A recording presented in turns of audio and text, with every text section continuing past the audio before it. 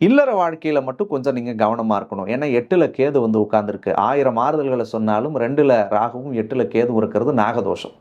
கணவன் மனைவிக்குள்ள கருத்து வேறுபாடு வரும், பிரச்சனை வரும், பிரிவு வரும். இந்த சார்ந்த விஷயங்கள் எல்லாம் கொஞ்சம் தயவு செஞ்சு ஜாக்கிரதையா இருங்க. எப்போ வரைக்கும் இருக்கணும்னு சொன்னா 2025 ஜூன் மாசம் வரைக்குமே கொஞ்சம் கவனம்.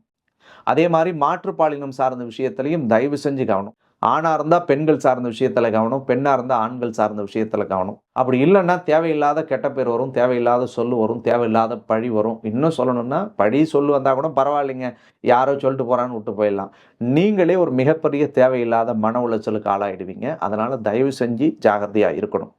முன்ன பின்ன தெரியாதவங்கள்ட்ட பேசாதீங்க, பழகாதீங்க. முன்ன பின்ன அறிமுகமாகாதவங்கள்ட்ட எந்த ரகசியத்தையும் சொல்லாதீங்க. ஒருத்தவங்க வந்து இந்த நேரத்தில ரொம்ப கேரிங்கா பேசுறாங்க அப்படின்னா, நீங்க மட்டும் டபார்ன்னு எல்லாத்தையுமே ஒப்பிச்சிடக்கூடாது. அந்த அன்பும், கருணையும், பாசமும் உங்களுக்கு ஆபத்தா சத்தியமாக முடியும். அதில தயவு செஞ்சு ஜாக்கிரதையா இருக்கணும். உங்க மனதை